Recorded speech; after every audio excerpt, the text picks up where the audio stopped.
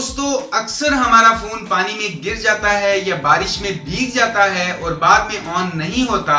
तो ऐसी सिचुएशन में आप परेशान हैं तो दोस्तों टेंशन मत लें, आज ये वीडियो देखिए क्योंकि मैं आपको बताता हूं कि अगर कभी ऐसा हो जाए तो आपको क्या करना है। अस्सलाम वालेकुम दोस्तों, मेरा नाम है काशिफ और आप देख रहे हैं टेक इन्फो EDU।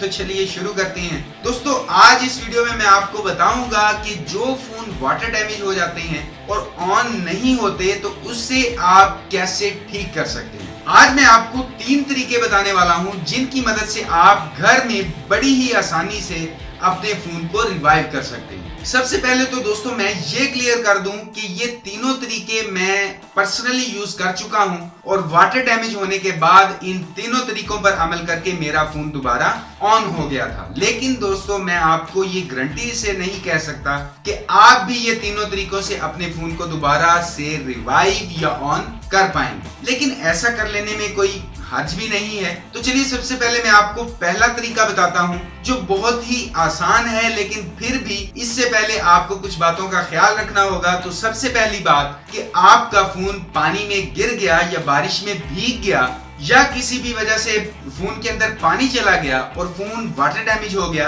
अब आपका फोन ऑन नहीं हो रहा, आपने बार बार ऑन करने की कोशिश की लेकिन फिर भी ऑन नहीं हो रहा। तो यहाँ पर दोस्तों जो आपने बार बार ऑन करने की कोशिश की वो आपकी पहली गलती, क्योंकि अगर आपने फोन को पानी में गिरने के बाद बार बार ऑन करने की कोशिश की है तो 80% चांस है कि आपका फोन ऑन नहीं होगा। उसकी वजह यह है कि फोन में जो मदरबोर्ड लगा हुआ है या सर्किट लगा हुआ है वो पानी की वजह से जो उस सर्किट में पार्ट्स लगे हुए हैं छोटे छोटे, उन पार्ट्स के पॉजिटिव नेगेटिव आपस में जुड़ जाते हैं और सर्किट शॉर्ट हो जाता है। तो ऐसे में मेरा ख्याल है कि बार बार ट्राई करने से आपका फोन दोबारा कभी ऑन नहीं होगा, लेकिन बहुत ज्यादा चांसेस हैं कि ऐसा नहीं हुआ होगा। तो दोस्तों ऐसे में सबसे पहली बात कि फोन को पानी में गिरने के बाद अच्छी तरह खुश करें, धूप में या किसी बल्ब की रोशनी में, लेकिन हेयर ड्रायर का इस्तेमाल बिल्कुल ना करें, बिल्कुल भी नहीं, क्योंकि हेयर ड्रायर में बहुत नजदीक से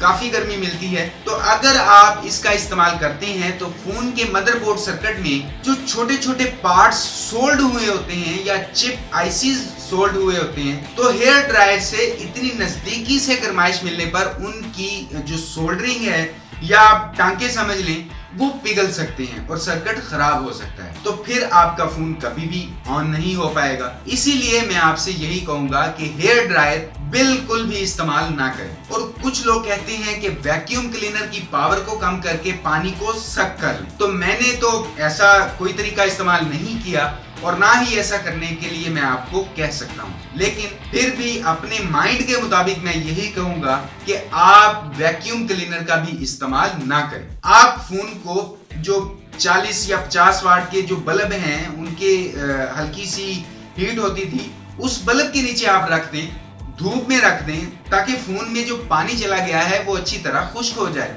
उसके बाद बैटरी, सिम, मेमोरी कार्ड वगैरह निकाल कर, लेकिन आजकल के फोन्स की बैटरी को तो आप निकाल नहीं सकते। अगर ऐसा फोन है तो मुश्किल जरा बढ़ जाती है, लेकिन अगर बैटरी निकालने वाला फोन है तो बैटरी, सिम, मेमोरी कार्ड या जो भी आप चीज उसमें से निकाल सकते हैं सब कुछ निकाल कर खुश्क कर लें कपड़े के साथ, हवा के नीचे, धूप में, बल्ब के नीचे।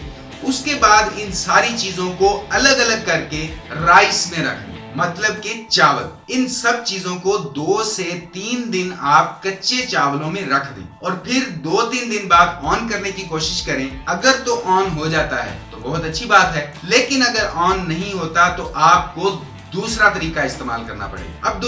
अब दूसरा तरीका यह है कि सेम पहले तरीके की तरह आप मोबाइल को पहले अच्छी तरह खुश्क कर लें और फिर मोबाइल को आइसोप्रोपाइल अल्कोहल में रख दीजिए। आइसोप्रोपाइल अल्कोहल 99%, सिर्फ 99% वाला आइसोप्रोपाइल अल्कोहल में आप रखें। अब दोस्तों ये परेशानी मत लें कि 99% वाला आइसोप्रोपाइल अल्कोहल हम कहां से खरीदेंगे, तो उसके लिए मैं नीचे डिस्क्रिप्शन में लिंक दे रहा हूं, आप वहां पर जाकर खरीद सकते हैं। तो दोस्तों इस अल्कोहल में आप वाटर डैमेज फोन को तकरीबन 15 से 20 मिनट तक रखें और फिर निकाल कर अच्छी तरह खुश्क कर लें हवा के नीचे, बल्ब के नीचे या किसी कपड़े से, और उसको भी कच्चे चावलों में रख दीजिए। और 2-3 दिन बाद फोन को दोबारा ऑन कीजिए तो अब आपका फोन ऑन हो जाना चाहिए। अगर इस तरीके के बाद भी आपका फोन ऑन नहीं होता तो ये तीसरा तरीका है कि अब फोन को खोलना पड़ेगा। तो फोन को खोल लेने के बाद फोन के मदरबोर्ड पर WD-40 का स्प्रे करें। इससे होगा ये कि सर्किट के अंदर जो पानी के छोटे